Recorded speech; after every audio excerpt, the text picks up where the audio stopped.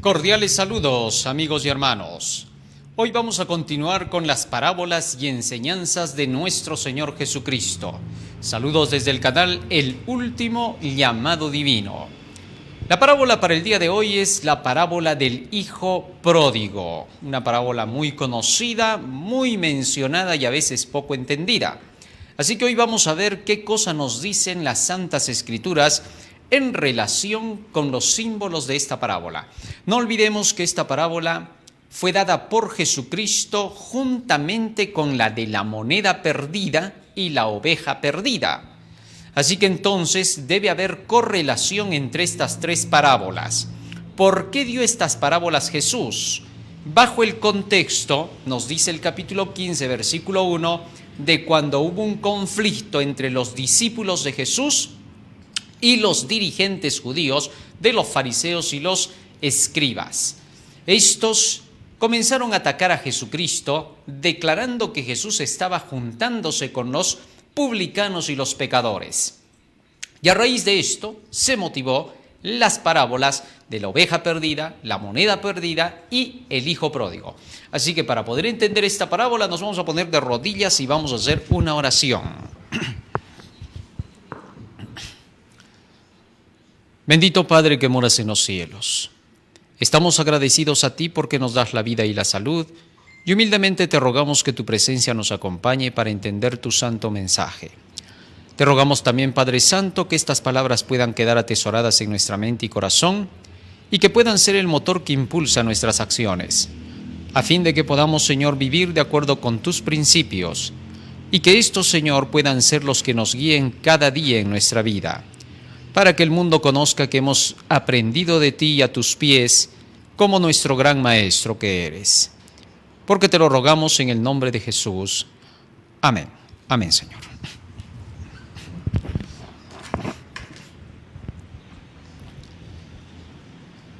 La parábola la encontramos registrada en el capítulo 15 del Evangelio de Lucas y en el versículo 11. Vamos a leer qué cosa nos dice la parábola y luego vamos a ver el contexto de esta. Dice el versículo 11, San Lucas capítulo 15, versículo 11. También dijo, un hombre tenía 2 hijos, y el menor de ellos dijo a su padre, Padre, dame la parte de los bienes que me corresponde, y les repartió los bienes. No muchos días después, juntándolo todo el hijo menor, se fue lejos a una provincia apartada, y allí desperdició sus bienes viviendo perdidamente. Ahí está la misma palabrita de la oveja perdida y de la moneda perdida. Sigue diciendo el verso 14. Y cuando todo lo hubo malgastado, vino una gran hambre en aquella provincia, y comenzó a faltarle. Y fue y se arrimó a uno de los ciudadanos de aquella tierra, el cual le envió a su hacienda para que apacentase cerdos. Y deseaba llenar su vientre de las algarrobas que comían los cerdos, pero nadie le daba. Y volviendo en sí dijo, ¿cuántos jornaleros en casa de mi padre tienen abundancia de pan? Y yo aquí perezco de hambre. Sigue diciendo el verso 18. Me levantaré e iré a mi padre, y le diré, Padre, he pecado contra el cielo y contra ti. Ya no soy digno de ser llamado tu hijo. Hazme como a uno de tus jornaleros. Y levantándose vino a su padre, y cuando aún estaba lejos, lo vio su padre, y fue movido a misericordia, y corrió y se echó sobre su cuello y le besó. Y el hijo le dijo, Padre, he pecado contra el cielo y contra ti, y ya no soy digno de ser llamado tu hijo. Versículo 22. Pero el padre dijo a sus siervos, sacad el mejor vestido y vestidle, y poned un anillo en su mano, y calzado en sus pies, y traed el becerro gordo y matadlo, y comamos y hagamos fiesta, porque mi hijo, muerto era ya revivido, se había perdido y es hallado. Y comenzaron a regocijarse. y su hijo mayor estaba en el campo. Y cuando vino y llegó cerca de la casa, oyó la música y las danzas. Verso 26. Y llamando a uno de los criados le preguntó qué era aquello. Él le dijo: tu hermano ha venido, y tu padre ha hecho matar el becerro gordo por haberle recibido bueno y sano. Entonces se enojó y no quería entrar. Salió por tanto su padre y le rogaba que entrase. Mas él respondiendo dijo al padre: he aquí tantos años te sirvo, no habiéndote desobedecido jamás, y nunca me has dado ni un cabrito para gozarme con mis amigos. Verso 30. Pero cuando vino tu hijo, que ha consumido tus bienes con rameras, has hecho matar para él el becerro gordo. Él entonces le dijo: hijo, tú siempre estás conmigo, y todas mis cosas son tuyas. Mas era necesario hacer fiesta y regocijarnos, porque tu hermano era muerto y ha revivido, se había perdido y es hallado. Sin duda, las palabras de Jesucristo, a través de la ilustración, para los que estaban allí presentes, fueron sumamente claras. No obstante, cuando nosotros leemos la historia, al no comprender el contexto de lo que estaba ocurriendo, podríamos tomarla desde otro ángulo y malentenderla. Sí, porque las enseñanzas de Jesucristo apelaban directamente al alma, al corazón, mas no apelaban a las emociones ni a los sentimientos humanos. Iban directamente a la conciencia para que se pudiera entender el contexto de lo que estaba ocurriendo. Esto es lo primero que debemos comprender. Si convertimos las enseñanzas de la Biblia en cuestiones sentimentales y emocionales, echamos a perder el propósito de las enseñanzas. Pero si captamos como a un gran maestro que es Jesús, la enseñanza que nos está dando, la ilustración que nos está poniendo, de acuerdo con la circunstancia que se está dando, recién podemos entender las doctrinas que iban implícitas en sus enseñanzas. Obviamente, para aquellos que estaban presentes en esas ocasiones, por lo mismo que estaban relacionados con todos los sistemas de los sacrificios, las ceremonias, todo lo que se hacía para el perdón y la transformación del pecado, les era comprensible. Nosotros tenemos que ver cómo en cada parábola Jesús estaba enseñando las doctrinas cardinales de la salvación. El capítulo 15, versículo 1 nos dice: se acercaban a Jesús todos los publicanos y pecadores. Aquí hay algo interesante. En el momento que Jesús iba a comenzar a hablar acerca de estas parábolas, dice que se le acercaban los publicanos y los pecadores. Los publicanos, vamos a ver el ejemplo de un publicano acá. Y los fariseos y los escribas murmuraban diciendo: a los pecadores recibe y con ellos come. Resulta que Jesucristo se había reunido en la casa de Mateo, que era un publicano, que se dedicaba al cobro de los impuestos. Era conocido que los cobradores de impuestos siempre jalaban grandes cantidades para su bolsillo, como lo son los funcionarios públicos de hoy, ¿no? Muchos de estos entran a los trabajos en este tiempo y se compran ese trabajo, ¿no? Sorprendentemente, hay venta de trabajos en los cargos públicos. Y las personas se compran un trabajo y luego recuperan con los ingresos de los impuestos todo lo que quieren. Por eso se les conoce hasta el día de hoy como los publicanos modernos, aquellos que no están dentro del camino de la salvación por cuanto aman las cosas placenteras de esta vida, a menos que algunos de ellos se hayan arrepentido de su pecado de estar extrayendo de esos impuestos más de lo que deben, haciéndose ricos a costa del sufrimiento del pueblo. Pero en esta ocasión dice que este tipo de gente se aproximó para escuchar a Jesús, como hasta el día de hoy lo hacen, y muchos de estos reconocen su pecado porque saben en qué mundo se encuentran. Y eso es lo bueno dentro de la humanidad, que hay mucha gente que sabe en qué tipo de mundo se encuentra y reconoce su condición y no la niega. Pero los fariseos, que se supone que debían de ser los primeros en reconocerse como pecadores, estos no lo hacían, porque cuanto más cerca estás de Cristo, tanto más pecador te ves. Imposible que tú, estando cerca de Cristo, te creas un santo y sin pecado. Eso no tiene sentido. Los fariseos, como su nombre lo indica, se creían santos. La palabra fariseo significa santo y la palabra saduceo significa justo. Así que entonces estos se creían santos y justos. No obstante, que iban en contra de los principios de la palabra de Dios. Y pensaban que aquellos publicanos y pecadores que abiertamente manifestaban sus vidas ya eran gente inservible, que no servía para nada, en otras palabras, porque ya eran sucios e inmundos y con ellos no había que ni siquiera cruzar palabra. Increíble la forma de pensar de estos fariseos. Tal es así que entonces estos ante Dios se glorificaban, y ahí nos dice el libro de San Lucas capítulo 18, por ejemplo, cómo era la condición de estos fariseos. Dice la Escritura, versículo 10, Lucas 18:10. 2 hombres subieron al templo a orar, uno fariseo y el otro publicano. El fariseo, puesto en pie, oraba consigo mismo de esta manera: Dios, te doy gracias porque no soy como los otros hombres, ladrones, injustos, adúlteros, ni aun como este publicano. Ayuno 2 veces a la semana, doy diezmos de todo lo que gano. Mas el publicano, estando lejos, no quería ni aun alzar los ojos al cielo. Fíjate cómo era el fariseo. El fariseo se exaltaba a sí mismo.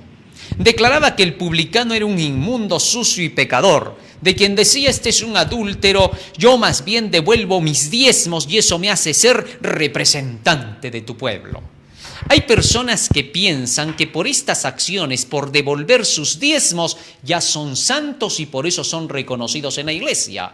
La forma de defenderse de estos fariseos era esa. ¿Qué cosa decían? La prueba de que yo soy un servidor de Dios y que pertenezco a su organización y soy parte de su pueblo es que devuelvo los diezmos como debe de ser.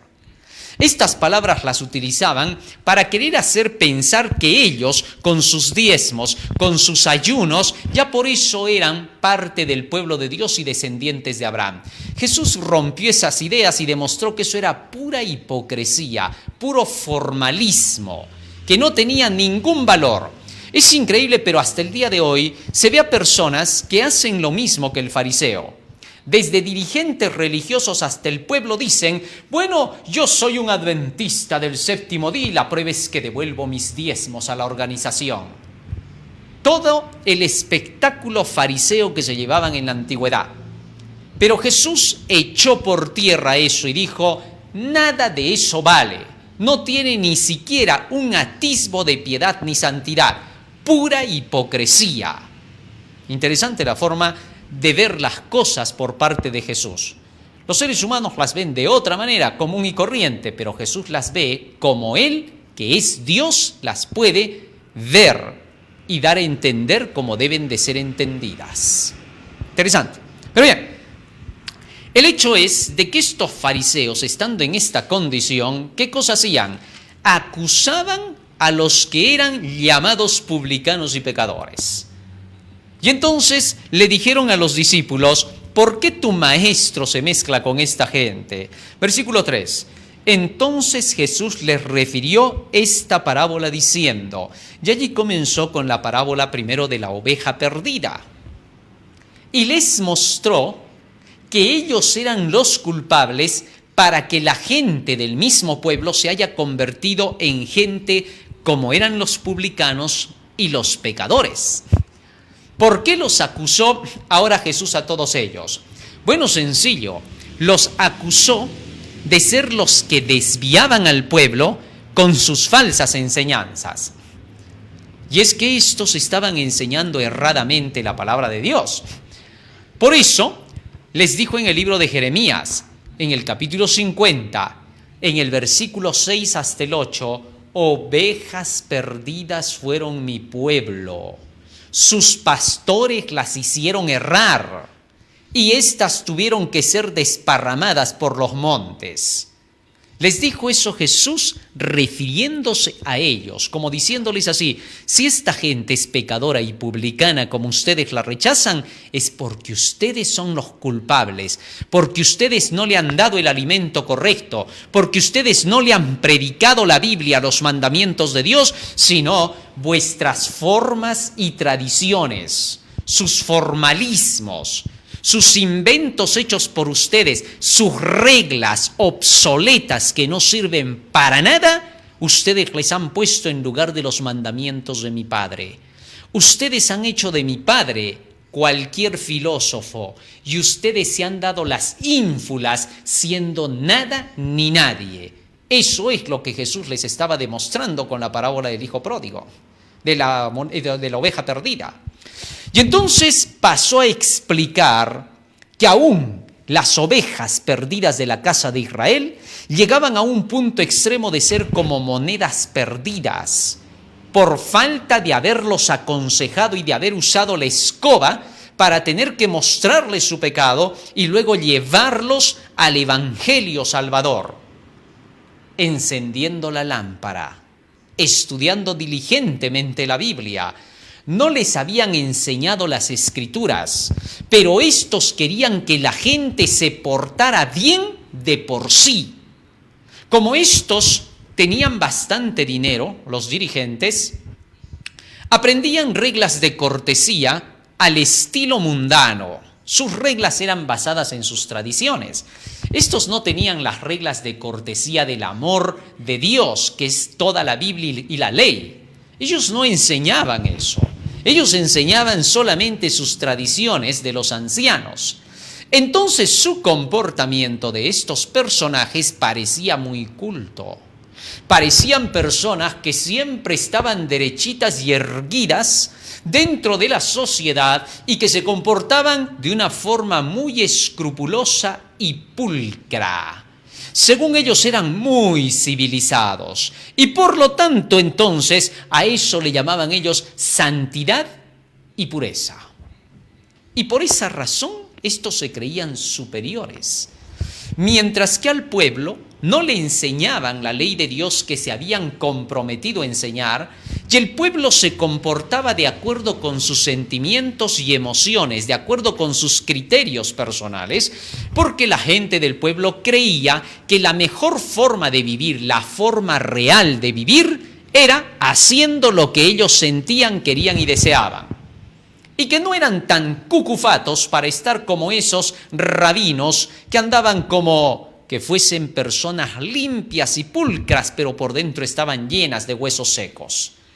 Sin duda, Jesucristo estaba desenmascarando los malos propósitos de estos hombres y estaba mostrando que la gente, por su ignorancia de la verdad, actuaba como actuaba, pero que sin embargo estos llegarían primero al reino de los cielos porque esta gente de veras quería aprender. Mucha de esta gente, cuando aprendía las lecciones de Jesús, veía que su comportamiento necesitaba cambio.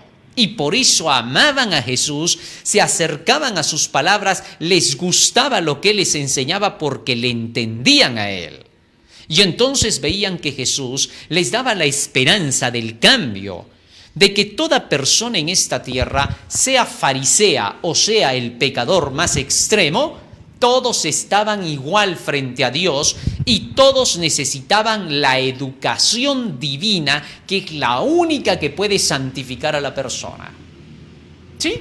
Porque todo tu aprendizaje de manuales de cortesía, de tus manuales especiales de diplomacia y de ética, son pura basura en comparación con las enseñanzas del gran Maestro Jesucristo, Dios el Salvador. Las enseñanzas de la Biblia modelan a la persona y la hacen semejante al divino ser del cielo, al Rey del universo, a quien nadie le puede enseñar diplomacia ni ética, sino que tienen que aprender de él. Jesús enseñaba con claridad estas cosas, y cuando estos publicanos y pecadores escuchaban que Jesús traía educación, les encantaba. Mientras que los otros no llevaban educación, sino imposición, ¿Qué te parece? Trataban de que la gente se comportara según el nivel que ellos ponían de su justicia, que se comportaran a la altura de los principios que supuestamente ellos daban. Y como la gente no entendía eso ni tenía educación, la gente se comportaba como podía. Y cada vez que venían estos dirigentes, la gente se ponía como angelito sin hacer nada. Y estos dirigentes se burlaban y decían: este común del pueblo, la chusma, no saben ni siquiera cómo comportarse, pero era por culpa de ellos, porque ellos no los educaban. Increíble. Así que entonces Jesús, sobre esas bases, dio la parábola del hijo pródigo. Y allí comenzó Jesús diciendo: ahora, también dijo, un hombre tenía 2 hijos. Ahora, ¿a quién se estaba refiriendo con estos 2 hijos? Obviamente se estaba refiriendo a la representación de estos dirigentes hipócritas y la representación de los publicanos y los pecadores. Uno de ellos iba a representar al aparente hijo justo que no se apartaba de los buenos caminos de Dios, sino que constantemente estaba en lo correcto. Mientras que el hijo menor iba a representar a esos hermanos pequeños que eran los publicanos y los pecadores, a quien se les iba a mencionar como aquellos que se desviaron del camino. ¿Correcto? Muy bien. No obstante, a pesar de su hipocresía de estos dirigentes, Jesús los amaba también a ellos y quería hacer mucho por ellos. Así que la lección del hijo pródigo iba a procurar alcanzar el corazón de estos dirigentes que se habían apartado de los caminos de Dios. Dijo Jesús así, versículo 12, nos vamos a nuestros textos bíblicos. Versículo 12, se durmió nuestro hermano creo por ahí. Versículo 12, y el menor de ellos dijo a su padre: Padre, dame la parte de los bienes que me corresponde, y les repartió los bienes. ¿Qué cosa dice que pidió el hijo menor? Padre, dame la parte de los bienes que me corresponde. Sin duda, este hijo menor estaba queriendo estos bienes, pero no para tener que utilizarlos correctamente, pues el resto de la parábola nos dice qué cosa hizo este hijo menor. Dice: no muchos días después, juntándolo todo, el hijo menor se fue lejos a una provincia apartada y allí desperdició sus bienes viviendo perdidamente. Aquí hay algo interesante. Este hijo dice que se fue a malgastar lo que el padre le dio. ¿Para qué pidió este hijo? Para malgastar. No pidió para nada correcto. Así que entonces exigió de su padre su derecho. Mi derecho, papá, me tienes que dar la parte de la herencia que me corresponde. Como cualquier hijo que hasta el día de hoy se levanta y le dice a su padre: por derecho tú me has traído al mundo, me tienes que dar de comer, me tienes que dar de vestir, porque si no, ¿para qué me has traído?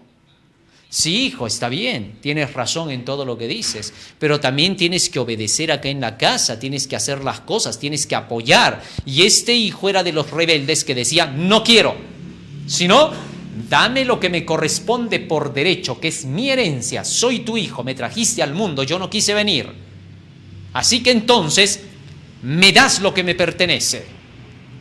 Hasta el día de hoy hay muchos en el pueblo de Dios y fuera del pueblo de Dios que actúan de la misma manera con Dios, porque le dicen: momentito, Señor, tú diste tu vida en la cruz por mí, por derecho dame el perdón del pecado, soy justificado por la fe, me tienes que perdonar.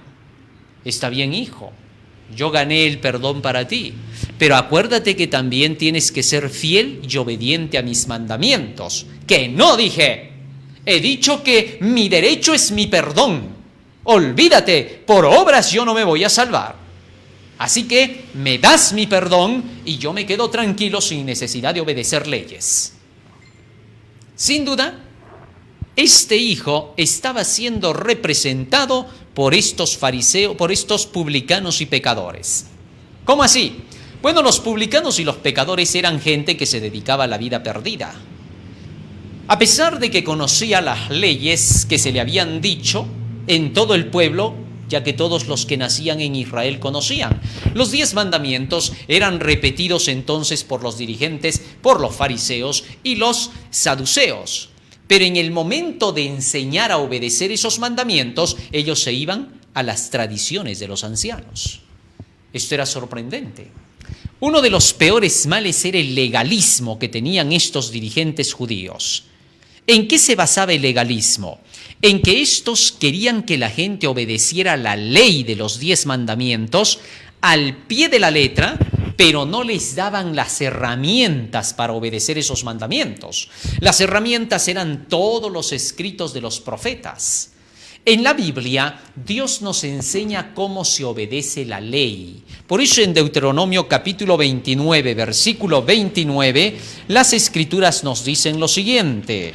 Deuteronomio 29. Dios había dado los estatutos, los preceptos, a través de estos escritos, donde se enseñaba cómo se cumplían los 10 mandamientos. Todo aquel que obedecía este libro en el Antiguo Testamento ya estaba obedeciendo la ley. Así era como se obedecía, porque todos estos escritos son conocidos como el Evangelio, ya que en Efesios 1:13 el apóstol Pablo dice que el Evangelio es toda la palabra de verdad. Y cuando Pablo escribió esto todavía ni siquiera existía el Nuevo Testamento, así que se estaba refiriendo al Antiguo Testamento. Y entonces en Deuteronomio 29 dice, las cosas secretas pertenecen a Jehová nuestro Dios, pero las reveladas, es decir, todo lo que está en la Biblia, son para nosotros y para nuestros hijos para siempre, para que cumplamos todas las palabras de esta ley. De manera que entonces toda la revelación que Dios ha dado de las Escrituras es para obedecer la ley. Sin embargo, estos dirigentes judíos habían hecho de lado los escritos de los profetas, no les daban la importancia debida, porque para ellos estos escritos no los iban a salvar, simplemente eran las profecías que daban estos profetas y nada más. No querían aceptar a la Biblia como el medio para poder guiar los pies de la gente hacia la salvación. No obstante que David había escrito, lámpara es a mis pies tu palabra y luz en mi camino. En mi corazón he guardado tus dichos para no pecar contra ti. ¿Con qué limpiaré el joven su camino? Con guardar tu palabra. Todo eso lo tenían desechado. Y ellos solo le daban importancia a sus reglas y tradiciones hechas por ellos. Y le decían a la gente que para tener que obedecer la ley de los 10 mandamientos, tenían que seguir las tradiciones hechas por ellos. La gente nunca podía cumplir las tradiciones hechas por estos hombres, ni aun ellos las cumplían, porque en el libro de San Mateo, en el capítulo 23, versículo 3 y 4, Jesús les dijo lo siguiente a estos dirigentes. Versículo 3, así que todo lo que os digan que guardéis, guardadlo y hacedlo, pero no hagáis conforme a sus obras, porque dicen y no hacen, porque atan cargas pesadas y difíciles de llevar y las ponen sobre los hombros de los hombres, pero ellos ni con un dedo quieren moverlas. Jesús con estas palabras estaba mostrando que estos imponían reglas, reglamentos y formalismos y ceremonias que ni ellos mismos querían cumplir. Si alguna vez tú le preguntabas a un fariseo diciendo, ¿y tú ya guardas todas las tradiciones de los ancianos? Bueno, estoy intentando. Siempre estaban intentando, pero ¿cómo exigían del pueblo? Veían un error en el pueblo, inmediatamente le decían, estás violando la tradición de los ancianos. Y si alguien del pueblo le decía, pero tú tampoco no cumples todo, no soy yo el juzgado acá, sino tú. Es increíble. Esto me recuerda a una ocasión en que fueron a disciplinar a una iglesia un grupo de dirigentes, lamentablemente en nuestro pueblo. Y entraron a la iglesia para hacer la disciplina y a todos los hermanos les dijeron así, tienen que cumplir con el manual de la iglesia, porque este manual debe ser obedecido. Y el que no cumpla con este manual, disciplina sobre él. Y se levantó una valiente hermana por ahí y le dice, disculpe hermano, ¿y usted ya cumple todo el manual? Yo no soy el juzgado acá. Increíble. Este hombre, siendo tesorero de una de nuestras instituciones, se puso de todos los colores. ¿Cómo podía exigir él lo que él mismo no estaba dando? ¿Con qué cara se atrevía a parar en el púlpito sagrado donde el Espíritu Santo está para tener que venirle a decir a la iglesia que tenían que obedecer ese manual de reglamentos hechos por hombres y dejando de lado la ley de Dios? Interesante. El manual tiene su lugar en la iglesia, solo es un apéndice. Jamás puede ser el reglamento para medir las conductas de los miembros de iglesia, ni con ese libro se puede decidir el caso de una persona en la iglesia, porque el único que hace juicio con su palabra es Cristo. San Juan capítulo 12, fíjate lo que dice allí en el versículo 48. Jesús enseñó claramente cómo se tendrían que hacer los juicios en la iglesia.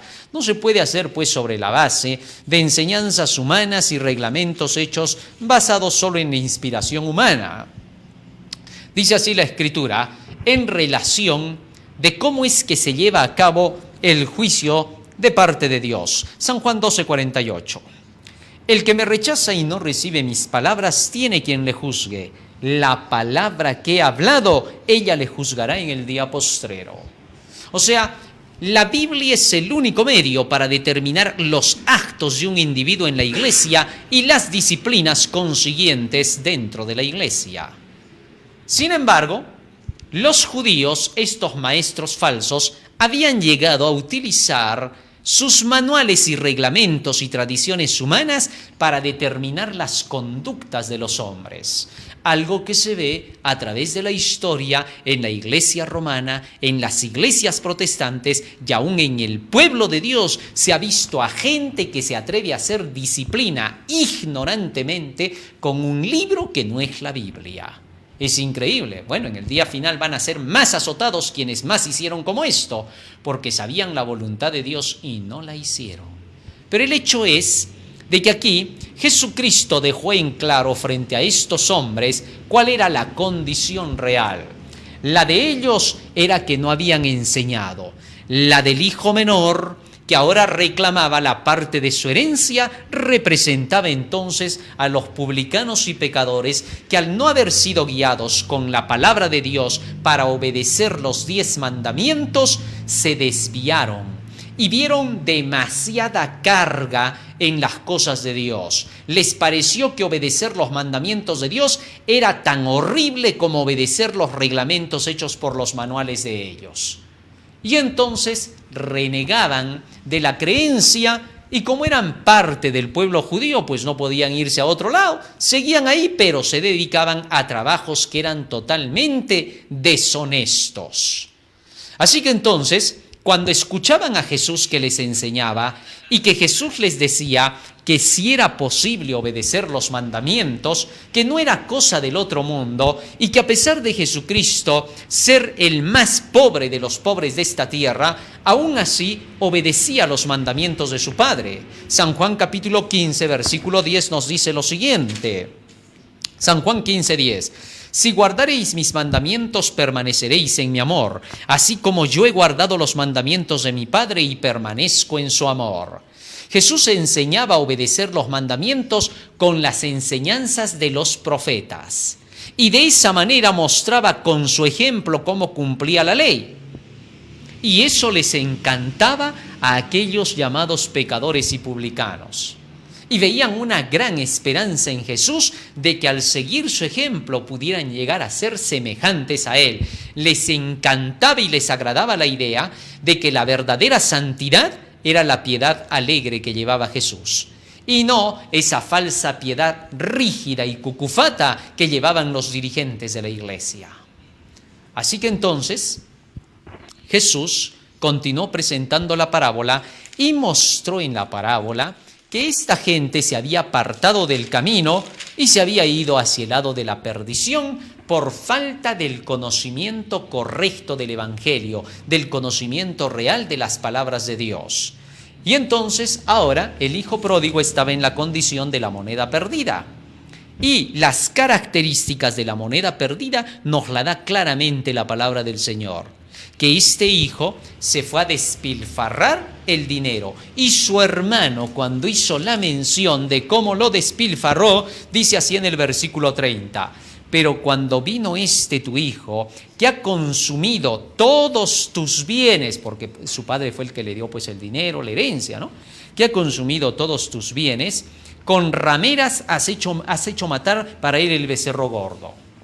Es decir, que este hijo se había dado por completo a la vida de la perversión, la lujuria, las fiestas, las danzas, que es lo que normalmente muchos hasta el día de hoy, incluso cristianos del pueblo del Señor, jóvenes que piensan así, creen que la vida del cristiano es aburrida, que la vida del cristiano está basada simplemente en estar sometido a la iglesia con su librito en la mano sin hacer nada. Y ellos llegan a la conclusión de que una vida más placentera es la vida del mundano, que siempre anda en fiestas, en diversiones y en placeres de todo tipo. Y creen que eso es vida. ¿Por qué? Porque nadie los ha educado en las leyes de la causa y el efecto. Nadie les ha mostrado que aunque el mundano se comporta así, nunca está feliz, siempre está vacío. Y llega un punto donde se aburre y se cansa de esa vida. Y se da cuenta que ha malgastado su vida, que ha maltratado su cuerpo, que prácticamente ha avanzado más años de lo que debía. Y recién quiere volver hacia un camino correcto. Mientras tanto, el cristiano que sale hacia el mundo motiva a que estaba queriendo buscar el camino de la vida, lo motiva a pensar que el camino de la iglesia es cansado, aburrido y que no vale para nada. Pronto el mundano, cuando prueba las cosas del evangelio, se da cuenta que eso es lo que buscó toda su vida y que no encontró. Este hijo pródigo creía erradamente que los placeres de la vida le iban a dar a él felicidad y satisfacción. Pero desgraciadamente, la vida le dio una lección. ¿Por qué? Bueno, porque cuando tú no aprendes en tu casa, aprendes con la vida. Sí hay dos formas de enseñanza que Dios permite en medio de la existencia. ¿Cuál es? La primera, que tú aprendas por la educación de la enseñanza y que a través de las enseñanzas puedas saber cuál es el camino correcto de la vida. Si aprendes las enseñanzas y las practicas tal como se dan con justicia, tú verás que en la vida te va bien. Pero si por otra parte tú dejas de aprender la enseñanza y piensas que en la diversión, que en el mundo está la corrección y la forma de vida como debería de ser, pronto te darás cuenta de que no es así. Porque comenzarás a cosechar el resultado de tus acciones. Gálatas capítulo 6, versículo 7, la Biblia nos dice a través del apóstol Pablo qué cosa es sembrar mal y cosechar mal. Gálatas 6, 7, no os engañéis, Dios no puede ser burlado, que todo lo que el hombre sembrare, eso también segará. Con estas palabras se nos enseña la verdadera forma de vida. La vida solamente va a ser aquello que tú siembres dentro de ella. Si tú siembras buenas y correctas acciones, cosecharás resultados positivos. Si no haces eso, cosecharás resultados negativos inevitablemente. ¿Por qué? Porque esa es la ley de la vida. La causa y el efecto, la acción y la reacción. Dios hizo sus leyes y sus enseñanzas en la palabra basadas en eso. Por eso se conoce que la palabra de Dios es vida eterna. Vida eterna porque sus enseñanzas, a medida que las vas practicando, te prolongan la vida. Y te hacen un ser que va a pasar a la inmortalidad. Porque son las formas de vivir al estilo de Dios las que harán que tú obtengas la inmortalidad y puedas llevar una vida interminable. Ahora, teniendo en cuenta eso, resulta que el hijo pródigo salió al mundo pensando que este mundo iba a ser placentero para él toda la vida, pero pronto se dio cuenta que hay leyes de causa y de efecto. Y es el momento cuando recién reflexionó, reaccionó ante la situación. Regresamos a la parábola. Y allí continúa diciendo el texto bíblico. San Lucas capítulo 15, versículo 13 al 15. No muchos días después, juntándolo todo, el hijo menor se fue lejos a una provincia apartada y allí desperdició sus bienes viviendo perdidamente. Se fue a una provincia apartada, lejos de su casa, lejos de la verdad, donde él creía que todo era justicia y bondad y alegría, el mundo. Sigue diciendo más, versículo 14. Y cuando todo lo hubo malgastado, vino una gran hambre en aquella provincia y comenzó a faltarle. De hecho, este joven se fue a malgastar todo con sus amigos, a quienes habrá encontrado, y mientras veían que este hombre gastaba su dinero y tenía dinero en las manos, todos eran sus amigos, aparentemente. Ese es el mundo, ¿no? Cuando tienes algo para darle al mundo, ahí están junto a ti. Ya sea en cuestiones de dinero, ya sea en cuestiones de amistades, ya sea en cuestiones de posesiones, o ya sea en cuestiones de tu propia persona. Mientras estás fuerte, lleno de energía, mientras estás bien vestido, le eres atractivo y todos quieren ser tus amigos. Pero cuando malgastan tu propio cuerpo, tus energías, se te acabe el dinero, todos te ven ahora como una piltrafa. Ya no quieren nada contigo. Al contrario, les das vergüenza. A esto llegó este joven.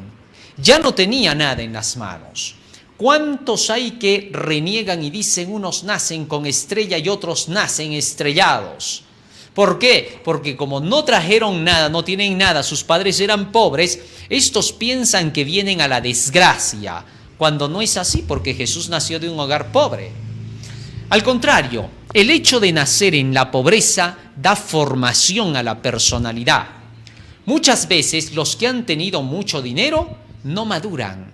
25, 30 años y todavía son niños, no saben ni siquiera cómo ganarse el pan de cada día. Tienen que esperar como pichones con los picos abiertos para que el padre traiga el gusano. Eso no es verdadera vida. En cambio, el que fue pobre desde pequeño aprende a saber luchar con la vida, aprende a saber economizar. Y cuando va creciendo, va demostrando que sabe ahorrar y que sabe economizar. Los envidiosos obviamente dirán de él, míralo, se está haciendo rico. No están viendo la habilidad que posee, no ven la inteligencia que hace que sepa hacer las cosas, porque en la pobreza se formó y supo economizar, no malgastó y puede hacer crecer y crecer y crecer todas las bondades que estén en sus manos.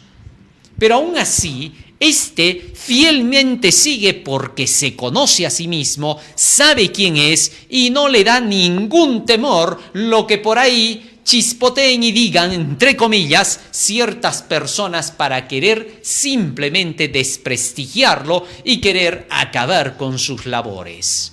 Esa es la forma real en la que se enseña cómo prospera el que hace lo correcto. Pero en este caso, este joven malgastó todo. Y los que estaban en derredor de él, cuando lo vieron sin nada, ya no lo conocían.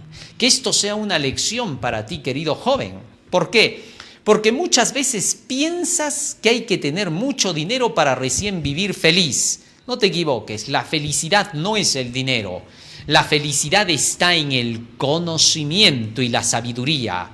Fíjate en esto. Un niño pobre se saca 20, un niño rico se saca 0,5. ¿Cuál de los dos obtiene la felicidad? Es muy fácil de entenderlo. La felicidad entonces es el resultado de hacer las cosas correctamente, y para hacerlas correctamente solo Dios te puede decir cómo hacerlas. El seguir los mandamientos de Dios alegran el corazón del hombre. Eso es lo que Dios pide. Por eso buscamos obedecer sus mandamientos. Nos falta mucho. No hay nadie que pueda decir yo ya obedezco todos los mandamientos de Dios, porque en el momento que lo diga acaba de mentir. Porque cada día el Señor nos sigue dando más mandamientos, como en el caso de Abraham. Por años había servido al Señor y le seguían llegando los mandamientos. A pesar de que ya estaba viejecito, Dios le dijo, tráeme a tu hijo y sacrifícalo en holocausto en el monte Moria. allí Dios estaba dando más mandamientos a Abraham y Abraham tenía que seguir demostrando la fidelidad. Por tanto, no hay un solo día en que en este mundo tú digas yo ya obedezco todo. Eso es imposible. Cada día Dios te seguirá dando mandatos y hasta el final del mundo seguirá dando mandatos. En medio del tiempo de angustia, los mandamientos seguirán vigentes porque tendrás que seguir haciendo como Dios te enseñó en las profecías que tenías que hacer cuando llegara el momento de la crisis. Los que no estudian las profecías jamás pueden obedecer los mandamientos. Nunca le creas a quien no gusta de las profecías que es obediente a los mandamientos de Dios. Miente, porque los mandamientos de Dios están dentro de esas profecías. Dios nos va diciendo, cuando llegue tal tiempo harás tal cosa, cuando veas esto realizarás esto. Son mandamientos de Dios. Muy bien, teniendo eso en cuenta, resulta que entonces este joven terminó por malgastarlo todo. Y sigue diciendo la parábola. Nos vamos ahora al versículo 15 y 16. 16 en adelante, 15. Y fue y se arrimó a uno de los ciudadanos de aquella tierra, es decir, de los mundanos, en este caso porque se alejó de la casa del padre, el cual le envió a su hacienda para que apacentase cerdos. Sin duda, el apacentar cerdos en esa época solo lo hacían los gentiles, porque los del pueblo de Israel no apacentaban cerdos, ya que todos estos sabían que estaba prohibido por las leyes de Moisés que en el pueblo pudiera haber gente que tuviera que apacentar cerdos porque eran animales inmundos. Por eso en una ocasión cuando Jesús llegó a Capernaum y bajó allí en Genezaret, 2 endemoniados se le acercaron.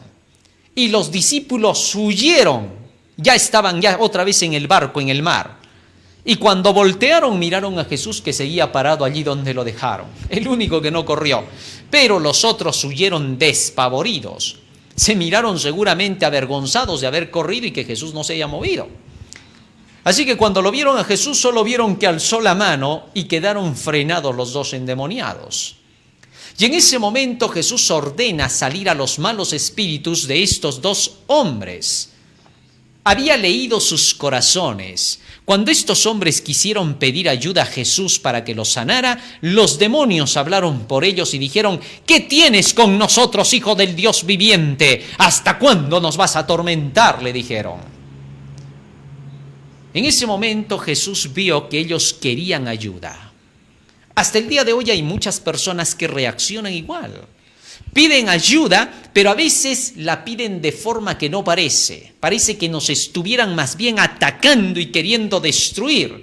Pero cuando son sinceros y tienen fe en el corazón, las reprensiones que se les dan los hacen reaccionar. Pero cuando no hay fe en el corazón, las reprensiones los hacen enfurecer peor. Así que en esta ocasión Jesús reprendió a los malos espíritus. Salgan de ellos, dijo. E inmediatamente estos malos espíritus le rogaron a Jesús: Señor, no nos mandes al abismo, le dijeron. Y entonces Jesús los envió a un hato de cerdos, donde ellos pidieron: mándanos al hato de cerdos. Y fueron al hato de cerdos y los despeñaron hacia el mar y mataron a todos los cerdos. Y cuando vinieron los dueños de los cerdos, lo echaron a Jesús de sus límites. ¿Por qué? Bueno, estos no pudieron hacer más contra Jesús porque sabían que estaban en contra de las leyes de la nación, estaban pecando. Así que todo lo que le dijeron a Jesús: por favor, anda, vete, le dijeron. No querían más problemas, porque si se llegaba a saber que estos estaban cuidando cerdos, entonces inmediatamente les hubieran caído encima. Así que entonces, cuando en la parábola dice que este hijo pródigo se fue y solamente le dieron trabajo para que tuviera que apacentar a los cerdos, sin duda era un trabajo entre mundanos. Ahora, ¿qué más dice acá? Seguimos leyendo. Versículo 16. Y deseaba llenar su vientre, quiere decir que se le acabó todo lo que tenía, de las algarrobas que comían los cerdos, pero nadie le daba. Aquí hay un doble significado, directamente hacia la condición en que estaba el joven, pero espiritualmente a desear comer la palabra de Dios. Quería una buena enseñanza que le explicara el porqué de la vida. Su sufrimiento era intenso, no había quien le diese. No había un padre que estuviera a su lado que todos los días le enseñaba las escrituras para decirle cómo vivir bien. Necesitaba que alguien le ayudara, que alguien le explicara por qué la vida estaba siendo tan dura con él. Estaba recién aprendiendo la lección de que cuando eres engreído en la casa, el mundo no te va a engreír. Una cosa es que te engría tu papá y tu mamá y tus hermanos, y otra cosa es salir al mundo y estar en un trabajo donde no te engríen, sino que te exigen para tener que producir. Si tú eres de las personas que no ha gustado trabajar desde pequeño, te va a chocar, te va a doler cuando veas la injusticia, la hipocresía en el trabajo, no vas a poder soportar. ¿Por qué? Porque fuiste engreído.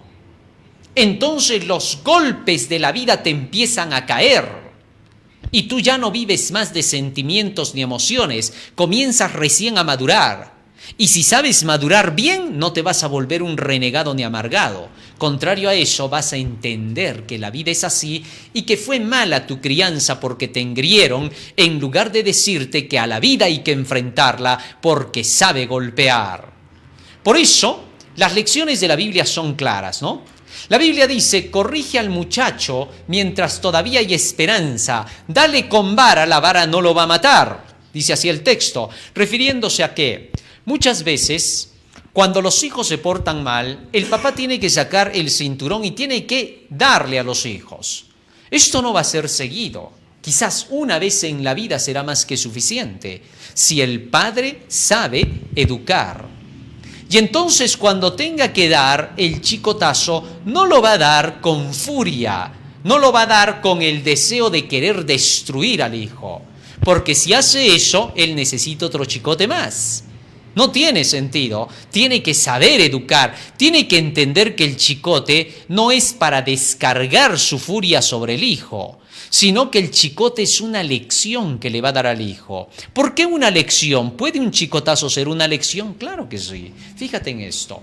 Cuando el padre tiene que dar un chicote al hijo y le tiene que doler, es solo para darle la lección de que cuando se equivoque en la vida lo golpeará y le hará doler.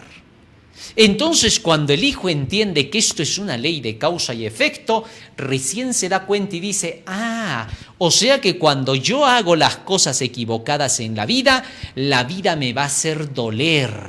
Así es. Cuando es pequeño, cuando está en la edad en que puede recibir el chicote, el dolor le hace entender que así es la vida cuando la haces mal. Es solo lección. Pero si tú le das todo enfurecido hasta acabar el chicote en él o el vara en él, entonces él no va a entender eso. Él solo va a entender una cosa: espérate a que crezca para ver cómo doy yo. Eso es lo que va a pasar. Así que entonces hay lecciones detrás de cada cosa que se hace en la Biblia. Lamentablemente, aquí podemos notar a un joven que tuvo que aprender en los golpes de la vida cómo no ser engreído. Cuando la vida le dio así de golpes y se dio cuenta de la realidad, se dio cuenta de que esos que se llamaban sus amigos ahora brillaban por su ausencia. Ni siquiera se acordaban de él. Ahora estaba pastando cerdos. Ahora quería que alguien le explicara las cosas de la vida. Quería poder entender la situación. Quería poder entender por qué esos que cuando tenía dinero estaban junto a él lo amaban tanto, y ahora cuando no tenía nada ni se acordaban de él. Quería comprender por qué tanta maldad e hipocresía, pero no había quien le explicara. Y ansiaba comer, dice, la comida tiene que ver con las enseñanzas. y quería comer incluso los algarrobos de los cerdos, pero no había nadie que le diera. Así te sucede en el mundo. Cuando estás en el mundo quieres una explicación para muchas cosas. No quieres la Biblia, te quieren enseñar en tu casa, pero mira, te vamos a explicar porque no quiero saber nada. ¿Por qué Dios es así? ¿Por qué me pasa esto a mí? ¿Por qué la vida es así? Comienzan a quejarse. Es increíble. Y no quieren venir a la palabra de Dios. Y cuando buscan eso en el mundo, todos se burlan de ellos porque los aconsejan mal. Por más sinceros que sean los consejos que vengan de un mundano, nunca vendrán como acertados. Te pueden sacar hasta cierto nivel, pero sigues hundido. Estar casi fuera del lodo, casi fuera del pantano, no es estar fuera de él. Estar casi salvo es estar totalmente perdido. Así que entonces este joven quería ayuda, pero ni siquiera le daban de los algarrobos de los cerdos. Increíble. En las enseñanzas del mundo jamás vas a encontrar en esos algarrobos del mundo, nunca vas a encontrar solución. Se levantan cientos de gurúes que le dicen a la gente, yo te voy a enseñar cómo se tiene que alcanzar la felicidad. Escriben libros completos, cómo salir del miedo, cómo vencer la culpa, cómo llegar a ser felices, cómo llegar a ser exitosos, pero nada de eso sirve, porque todo eso es ficticio. Todos aquellos que no enseñan con la Biblia, todos aquellos que no muestran la Escritura, todos aquellos que no guían con las Santas Escrituras, son meros gurúes humanos. Desde dirigentes religiosos hasta gente que quiere darse las ínfulas de consejero espiritual. Pero con la Biblia en la mano, con las enseñanzas de las Escrituras, ahora sí avanzas a puerto seguro, porque es Jesús el que dio estas enseñanzas. Jesús continuó diciendo en relación con este joven, ¿qué pasó? Dice el versículo 17, y volviendo en sí dijo, fíjate en esta partecita, volviendo en sí, volvió a recordar todo lo que fue su pasado, recién salió de su locura, salió de esa caja de cristal en que vivía, de ese mundo imaginario en el que él pensaba que estaba la realidad. Cuando tú estás en ese mundo imaginario, es tremenda la situación, porque piensas que en ese mundo imaginario las cosas tienen que venirte de la nada.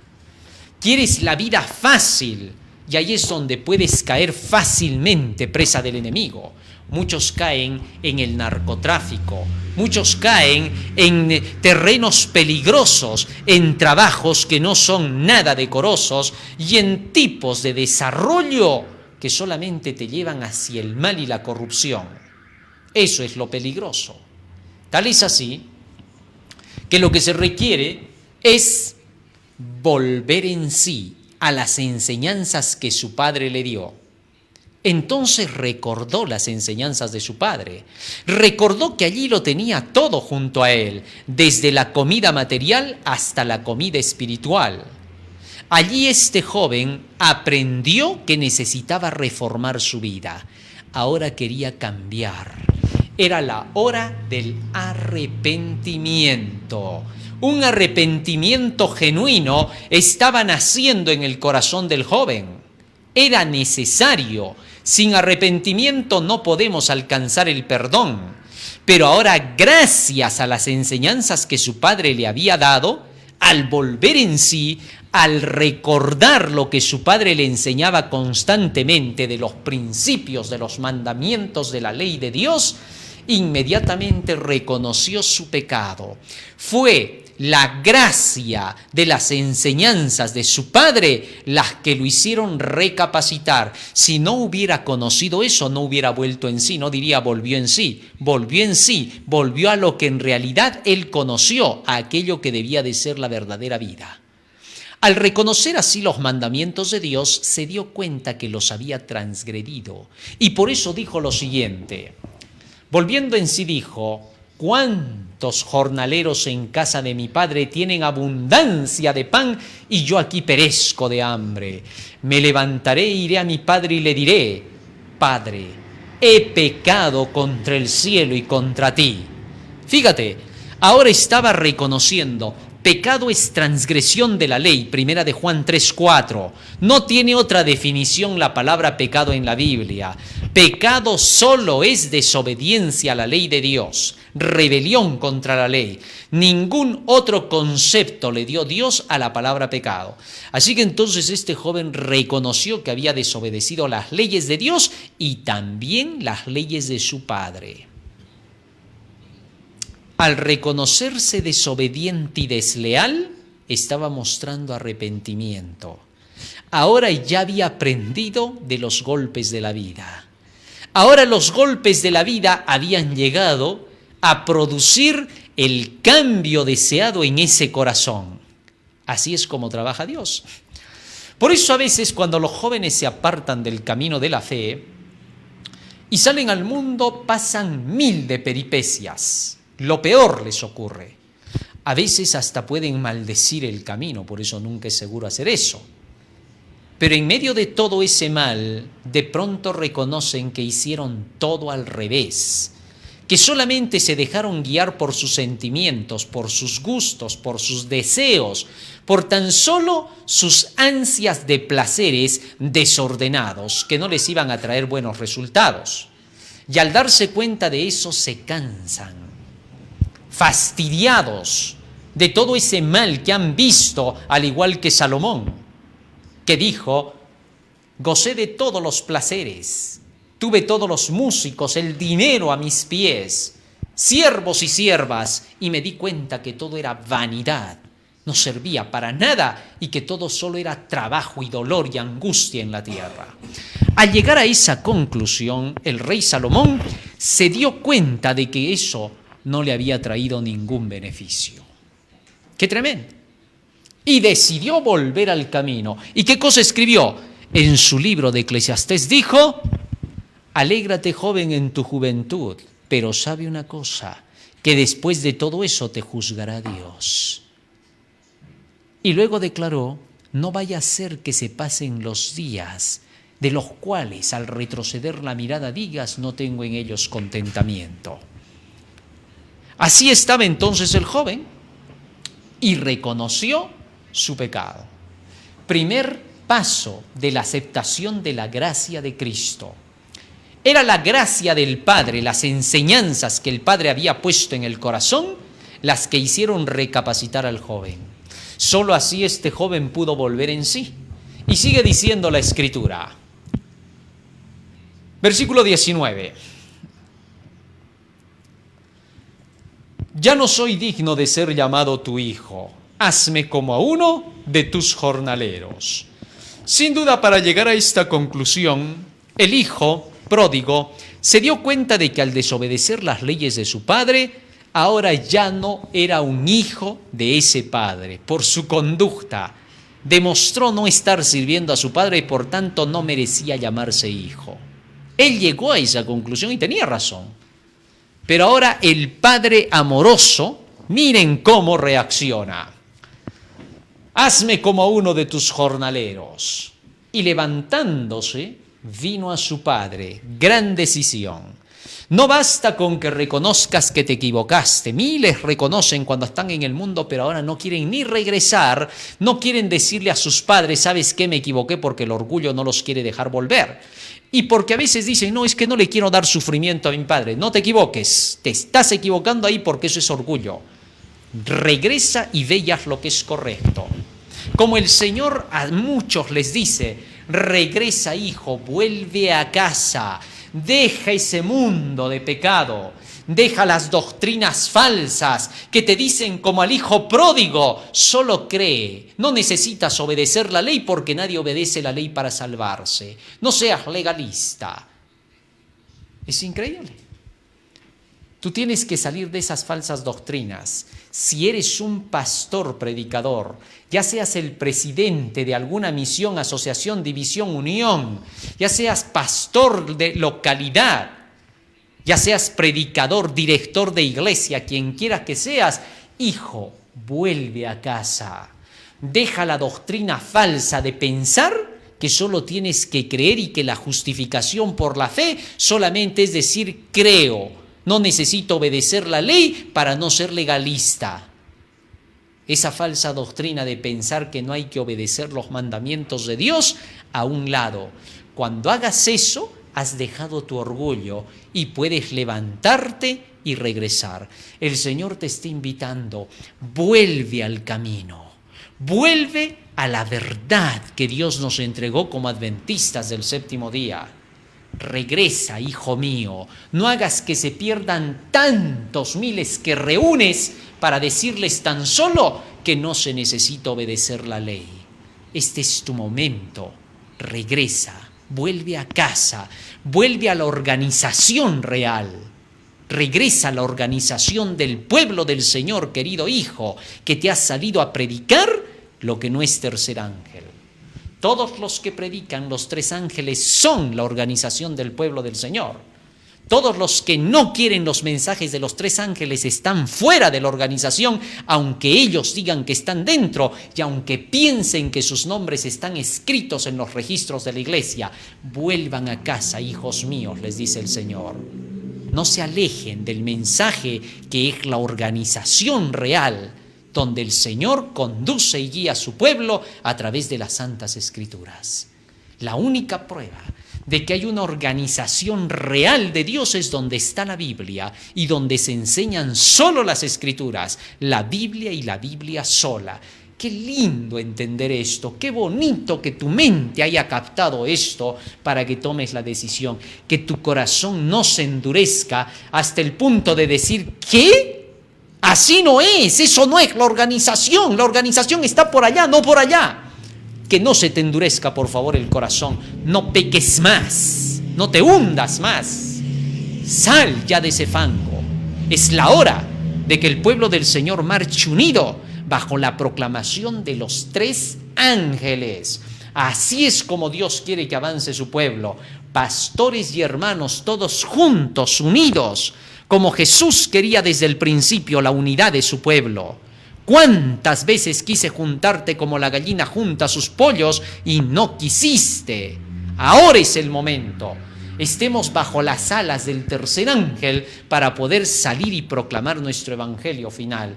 Jesús mismo es el tercer ángel, nosotros somos sus seguidores. Qué bonito, ¿no? Y levantándose vino a su padre, y cuando aún estaba lejos, lo vio su padre y fue movido a misericordia, y corrió y se echó sobre su cuello y le besó. Qué bonito, ¿no? Esto es increíble. La misma gracia del Padre, sus enseñanzas ahora estaban siendo demostradas. La enseñanza de Dios hace que regreses a Él. Es solo su gracia la que mueve los corazones de los hombres. No hay otra forma. Las palabras de gracia que salen de la boca del Salvador, Lucas 4:22. La gracia se derramó en tus labios, Salmo 45:2.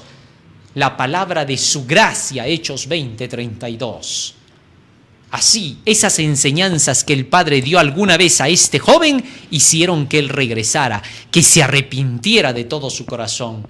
Convertido así por la ley de Dios, por las enseñanzas de su Padre, vino corriendo y el Padre, al ver que el Hijo apareció, sabía que había sido atraído por él. Y entonces corrió. Él dio la iniciativa. El Rey del cielo vino a la tierra a dar su vida en la cruz del Calvario por nosotros. Él tomó la iniciativa, no fue el hombre, porque siendo aún enemigos de Dios, vino a reconciliarnos con Dios. Qué maravilloso. Hasta el día de hoy sigue invitando igual. Con el mensaje del tercer ángel está corriendo a abrazar a esos hijos pródigos que quieran regresar, que quieran volver por el camino correcto al cuerpo organizado de la iglesia adventista del séptimo día, del pueblo del Señor que proclama el tercer ángel. Bienvenidos sean, dice el Señor, al que a mí viene no le echo fuera. Esta es la misericordia divina. ¿Qué más podía hacer el Salvador? Sigue diciendo más la parábola. Versículo 21.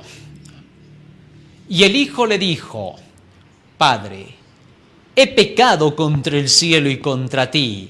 El padre dejó que hablara todo esto al hijo. Y ya no soy digno de ser llamado tu hijo. Fíjense, le permitió hablar hasta donde el arrepentimiento se manifestaba con claridad. Y el hombre dijo: he pecado contra el cielo y contra ti. Muy bien, hijo. El padre estaba aceptando ese reconocimiento. Ya no soy digno de que me llames tu hijo. Muy bien que reconozcas que en esa condición no podría ser mi hijo. Pero hay algo que no le permitió hablar. No le dejó que siguiera diciendo más. Hazme como uno de tus jornaleros. No le permitió. ¿Por qué? Porque cuando tú vienes al servicio de Cristo, Cristo te trata como su hijo. No te trata como el jornalero, sino como alguien de la casa.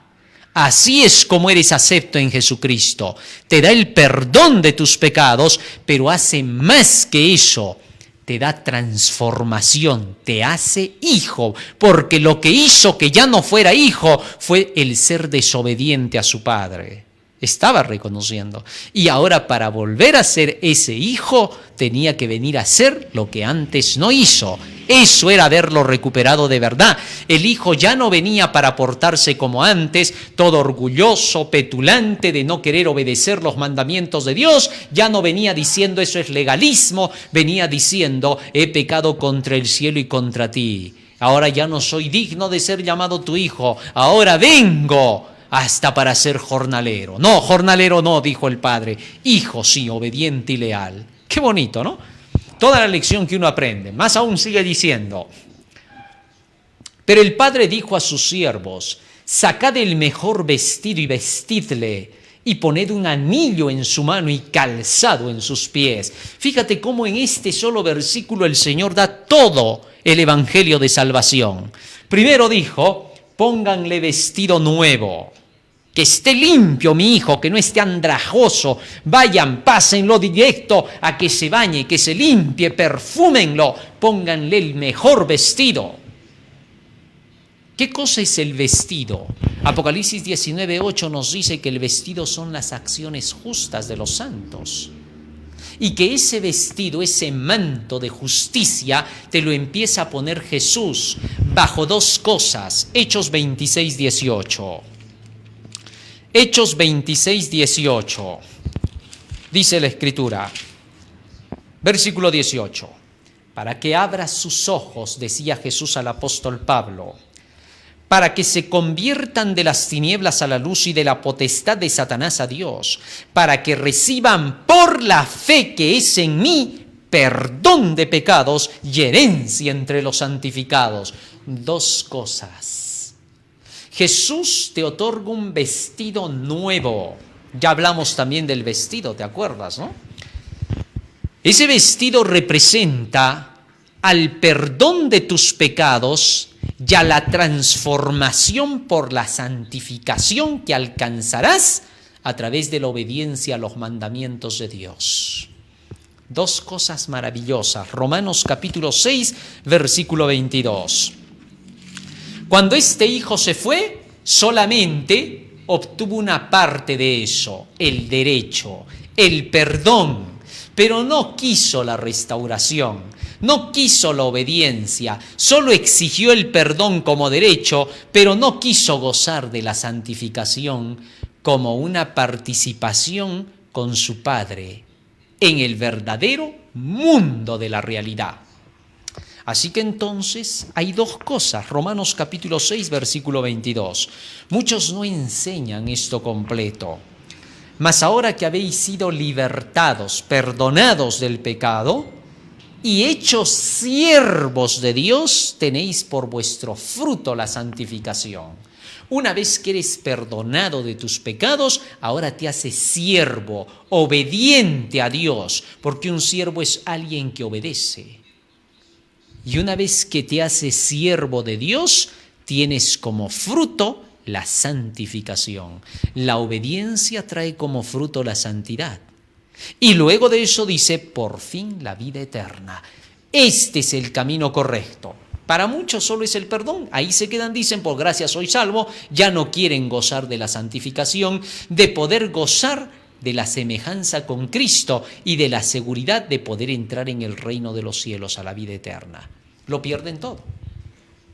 Pero ahora se dijo, pónganle vestido blanco, un vestido nuevo para mi hijo.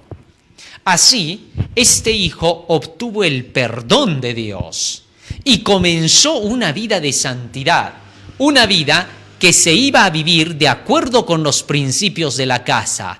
Este hijo ya no quería saber nada con desobedecer a la casa. Ahora vino para hacer lo que el padre le dijera. Tan decidido estaba que dijo, no importa, voy a estar de tu jornalero para que todo lo que digas yo lo voy a hacer. Pero el padre dijo, no, tú vas a venir acá y acá vas a aprender con la enseñanza. Por eso es que se le dijo, no solo le pongan el vestido, sino pónganle un anillo en la mano. El anillo servía para sellar en el pasado. Así que el anillo era la representación del sello de Dios en él. ¡Qué bonito!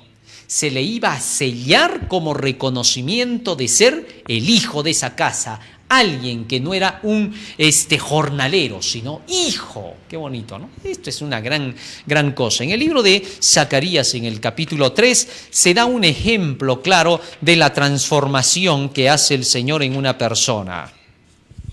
Versículo 1, Zacarías 3:1. Me mostró al sumo sacerdote Josué, el cual estaba delante del ángel de Jehová, y Satanás estaba a su mano derecha para acusarle. Y dijo Jehová a Satanás, Jehová te reprenda, oh Satanás. Jehová que ha escogido a Jerusalén te reprenda. ¿No es este un tizón arrebatado del incendio? Y Josué estaba vestido de vestiduras viles, como el hijo pródigo cuando regresó, y estaba delante del ángel. Y habló el ángel y mandó a los que estaban delante de él, diciendo, quitadle esas vestiduras viles. Y a él le dijo, mira, he quitado de ti tu pecado, y te he hecho vestir de ropas de gala. Después dijo, pónganle mitra limpia sobre su cabeza, el sello siempre va en la frente. Y pusieron una mitra limpia sobre su cabeza y le vistieron las ropas. Y el ángel de Jehová estaba en pie.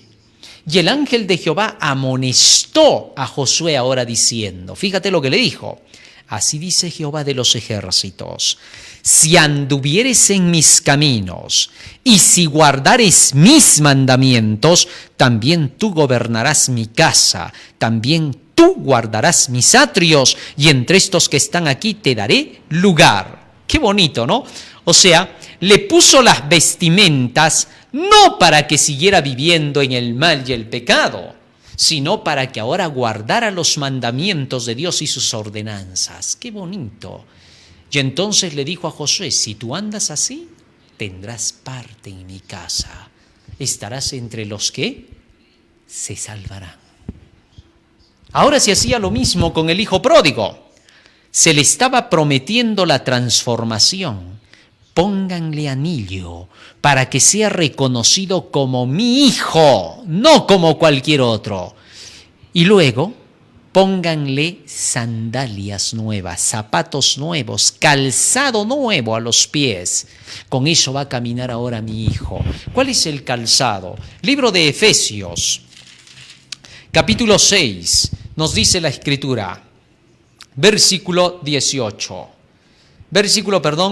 15, desde allí vamos a leer para poder entender. Y calzados los pies con el apresto del Evangelio de la paz. ¿Qué te parece? O sea, el calzado es toda la Biblia, el Evangelio. Efesios 1:13, la palabra del Evangelio, la palabra de verdad.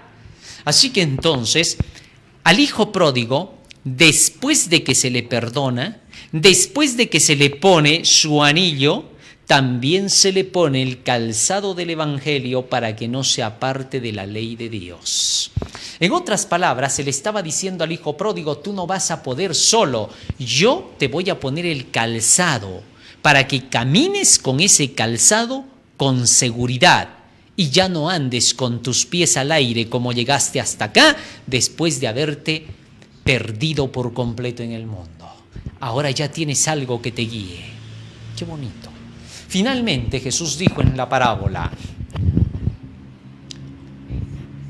versículo 23, y traed el becerro gordo y matadlo y comamos y hagamos fiesta.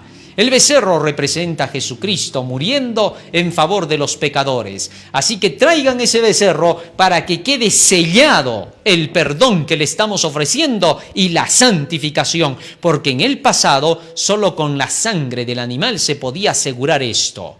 Verso 24, porque mi hijo muerto era, es decir, estaba perdido, ya se iba al infierno, muerto era, y ha revivido, ha resucitado, ha vuelto a la vida nueva, ha nacido de nuevo. Se había perdido, se había ido al mundo, pero ahora es hallado. El Evangelio lo ha vuelto a traer. Y comenzaron a regocijarse. ¿Qué cosa significa regocijarse, dijimos? Estas cosas os he hablado para que mi gozo esté en vosotros. San Juan 15:11. Estas cosas os he hablado. ¿Qué cosas son? Su palabra. Y con ella nos gozamos, nos regocijamos. Así que inmediatamente hicieron una fiesta. Todos estaban contentos en la casa. Había regresado al pueblo del Señor, al camino de Dios, a la organización de Dios, que es la proclamación de los 3 ángeles. Y ahora comenzaron a estudiar, porque ese evangelio, ese mensaje te hace leer toda la Biblia. Quieres todos los escritos del espíritu de profecía. No dejas nada de comida de lado. Todo lo quieres porque quieres aprender de Jesús. Ahora vives de toda palabra que sale de la boca de Dios y todos nos gozamos juntos, hacemos fiesta de esa manera, porque fiesta para el Señor es cuando el pueblo de Dios estudia la palabra. Y se regocijaron todos. ¿Y qué pasó? ¿Qué ocurrió? Fíjense cómo acaba la parábola, versículo 25. Dice: y su hijo mayor, que representaba a los dirigentes, ¿no?, judíos, los que se creían, los que ya estaban salvados, creían que eran justos, ¿no?, estaba en el campo. Y cuando vino y llegó cerca de la casa, oyó la música y las danzas. Y llamando a uno de los criados le preguntó qué era aquello. Verso 27, en otras palabras, oye, ¿qué están estudiando? ¿Por qué tanto están ahí? ¿Qué hacen siguiendo ahí a una persona? ¿Qué está pasando acá? Parecía que se iba a alegrar al ver que estaban estudiando también todos los demás. Pero contrario a eso, ¿qué pasó? Él le dijo: tu hermano ha venido y tu padre ha hecho matar el becerro gordo por haberle recibido bueno y sano.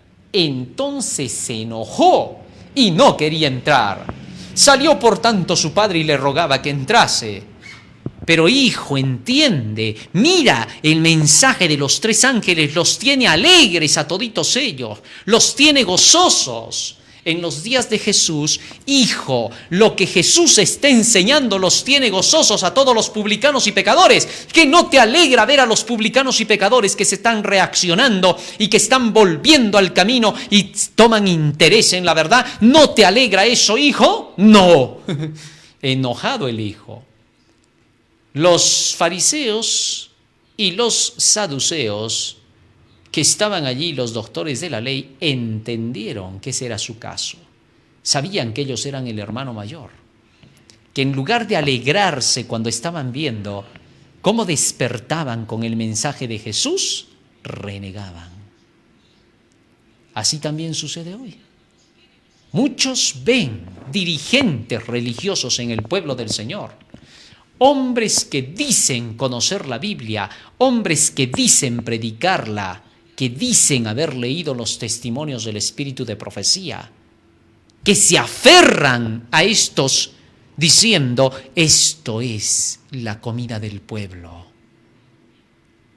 No se alegran cuando ven a varios que entienden la palabra con sus símbolos y figuras, que es la verdad, y contrario a eso, van y dicen: estos son impostores.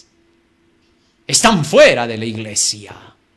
Oye, pero entiende, regresa, mira la alegría, están estudiando la Biblia. Nunca se ha visto que la estudien así. Sí, pero no podemos caminar con ellos. Es increíble. Y el padre luchaba por convencer al hijo mayor para que pudiera comprender la alegría. Fíjense, nuevamente leamos ese texto. Él le dijo: tu hermano ha venido y tu padre ha hecho matar el becerro gordo por haberle recibido bueno y sano. Entonces se enojó y no quería entrar. Salió por tanto su padre y le rogaba que entrase. Este ruego de parte del Señor sigue hasta el día de hoy. Sigue rogando a estos hermanos mayores para que se den cuenta y puedan regresar y que entren juntos para poder estar allí en la sala de fiesta. Ojalá este ruego pueda ser aceptado. Seguimos leyendo. Mas él respondiendo dijo al padre: he aquí tantos años te sirvo, no habiéndote desobedecido jamás, y nunca me has dado ni un cabrito para gozarme con mis amigos. Sin duda, esta obediencia que decía el hijo no era la obediencia real que se tenía que dar. Parecían ser los que estaban obedeciendo. Ellos entendieron, porque estaban metidos ahí en las cosas de las actividades, del celo que parecían tener por la causa de Dios y el templo. Pero Jesús los llevó para ahí, porque eso era lo que ellos entendían. Si hubiera dicho otra cosa, estos se hubieran revelado peor. Pero cuando vino tu hijo, que ha consumido tus bienes con rameras, refiriéndose a todas las falsedades. Rameras en la vida son las falsas iglesias mundanas. Has hecho matar para él el becerro gordo, es decir, le has dado la oportunidad de transformarlo. Después de lo que ha sido, ¿cómo puede ser? No puede cambiar. Increíble, ¿no? Esto fue lo que sucedía. Versículo final. Fíjate lo que dice allí. Él entonces le dijo: hijo, tú siempre estás conmigo y todas mis cosas son tuyas. Mas era necesario hacer fiesta y regocijarnos, porque tu hermano era muerto y ha revivido. Era muerto y ha revivido, se había perdido y es hallado. Este final dio Jesucristo para que comprendieran estos personajes a qué había venido Jesús, que su misión era salvar a través de la transformación por su palabra. Que Dios quiera que hayamos podido entender esta parábola. Una parábola que nos habla de todo el plan de la salvación y de cómo es que Jesucristo vino a salvar a aquellos que precisamente no conocen el Evangelio. Que tu misión como predicador, como hermano de iglesia, como laico, es compartir lo que dice la Biblia, enseñar lo que dicen las Escrituras. Nada más de eso, solo eso. Nadie te ha pedido a ti que tú tengas que hacer cualquier esfuerzo para ganar y llenar iglesias, bautizar por miles. Nadie te ha pedido eso. No es esa tu tarea ni tu trabajo. Tu trabajo es comunique el Evangelio. Cuando tú des el Evangelio de la palabra de Dios, entonces los pecadores vendrán a los pies de Jesús a pedir el perdón, como el hijo pródigo, y caminarán a vida eterna. Vamos a ponernos de rodillas y le vamos a pedir a Jesús que nos ayude a hacerlo así.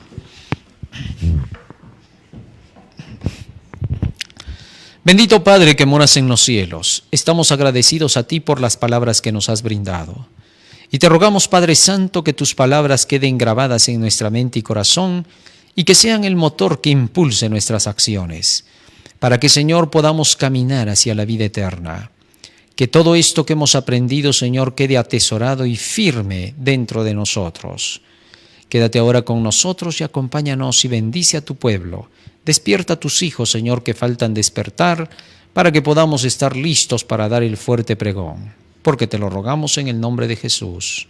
Amén. Amén, Señor.